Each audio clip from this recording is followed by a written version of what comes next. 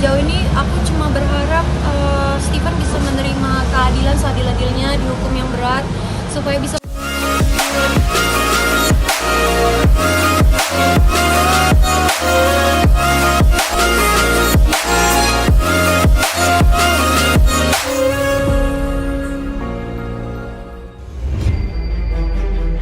Artis cantik Jessica Iskandar masih harus bersabar menunggu kepastian hukum atas kasus penipuan yang merugikannya hingga miliaran rupiah. Setelah tersangka Stephen diciduk polisi di Thailand pada 20 November 2023 lalu, kini sidang kasus tersebut sudah bergulir di Pengadilan Negeri Jakarta Selatan. Pada hari Rabu 6 Maret kemarin, sidang lanjutan kasus penipuan yang menimpa Jedar itu pun kembali digelar. Dalam agenda sidang tersebut, Jedar yang berposisi sebagai korban diminta menceritakan kronologi terkait kasus penipuan yang dialaminya di hadapan majelis hakim. Tinggal di Bali, dan kemudian saya ditawari endorse mobil. Saat itu mobil Alphard dari Trip ID miliknya Stephen. Nah, ketika mobil datang bersama driver. Jadi endorse ini dari perusahaan apa? Dealer apa dari perusahaan rental mobil bernama Trip ID ya. Jadi ada tawaran endorse dari perusahaan Trip ID. Ya. Nah, saat itu driver mengantarkan mobil bersama saudari Claudia, di mana saudari Claudia adalah staff dari Stephen. Nah, Claudia bilang sama saya. Tapi pada waktu itu belum ketemu dengan pegawai belum. Nah, Claudia bilang sama saya, yang mulia, Ci, boleh nggak saya kenalin sama bos saya dan pacarnya Stephen dan juga Tiffany. Oh, saya pikir ya boleh-boleh aja, karena saya juga hanya berdua dengan Dambaran, saya nggak ada teman saat saya di Bali. Jadi malam itu juga kami sepakat untuk makan malam, yang mulia. Jadi sejak saat itu saya kenal dengan Stephen, Claudia dan juga Tiffany. Baik. Kemudian tadi kan tujuannya adalah endorse, ya. Betul.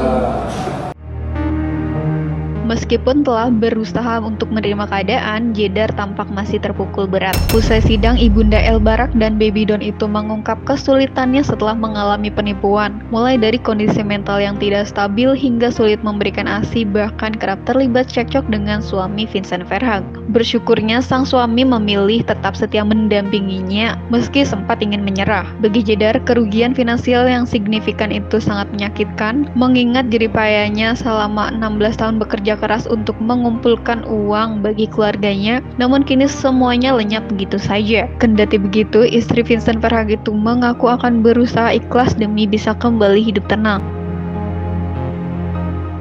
Ya, meskipun aku udah berusaha untuk move on, ikhlas, tapi ya pasti ini berat banget aku, karena ini nominalnya nggak kecil. Aku tuh kerja dari pagi sampai pagi, dari umur 16 tahun, ngumpulin uang buat anak-anak, buat orang tua, tapi hilang begitu aja. Itu kan rasanya ngenes banget ya. Jadi ya aku hanya manusia biasa lah, berusaha buat ikhlas, ngelupain, move on, jalani hidup lagi, berusaha lagi, kerja lagi. Tapi ya tetap dalam hati kecil merasa sakit, merasa jatuh, dan yang nggak enak sih rasanya tuh mentalnya ya. Jadi mentalnya kayak negatif gitu, rasanya nggak enak. Jedar tadi sudah memberikan kesaksian, lega kah atau seperti apa tuh? Sebenarnya aku pengennya sih teriak-teriak ya, marah-marah gitu. Aku pengen banget, karena aku memang pengen aku luapkan gitu ya penderitaan aku ini gitu. Cuma ya aku juga menghormati jalannya persidangan, yang mulia majelis hakim juga sangat aku hormati. Jadi ya aku menahan emosi. Tadi sempat nangis, jadi di. Iya, habis aku merasa terzolimi banget ya, nggak enak banget rasanya gitu. Jadi kayak batin tuh emang terganggu gitu, karena prosesnya kan panjang ya. Ini udah, anakku aja udah mau 2 tahun. Awal-awal itu aku udah kayak orang gila,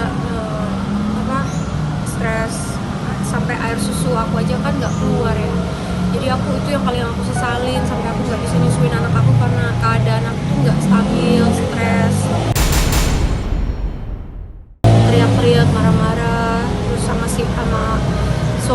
kan kita jadi apa ya, bertengkar gitu, tapi ya untungnya suamiku kuat, dia lebih strong, bisa tetap nemenin sampai hari ini. Itu luar biasa juga. Sejauh ini aku cuma berharap Steven bisa menerima keadilan seadil-adilnya, dihukum yang berat, supaya bisa menjadi contoh buat orang-orang agar tidak melakukan kejahatan penipuan seperti ini. Karena korban yang dirasakan korban tuh luas gitu. Aku pribadi, papaku jatuh sakit sampai tulangnya patah, sampai hari ini masih patah karena nggak bisa dioperasi. Anakku jadi nggak dapet ASI karena akunya stres. Aku hubunganku dengan suamiku, kita berantem terus. Aku baru tahu kalau ternyata saat itu Vincent hampir mau menyerah. Terus aku juga dikejar cicilan rumah, nggak bisa bayar asuransi. Itu kan berat banget. Sebelumnya, Jeddah diketahui menjadi korban penipuan dengan modus bisnis penyewaan mobil saat berada di Bali hingga merugi sekitar 9,6 miliar. Dengan berjalannya proses hukum yang sedang bergulir di pengadilan, Jeddah berharap tersangka Stefan bisa dihukum seberat-beratnya agar kasus ini menjadi efek jerah bagi para pelaku kejahatan. Mudah-mudahan hukuman bisa seberat-beratnya agar ini menjadi efek jerah buat calon-calon kejahatan lain. Sekian dulu videonya. Kalau suka langsung aja di like, di subscribe, dan jangan lupa di share ke teman-teman kalian. Bye bye.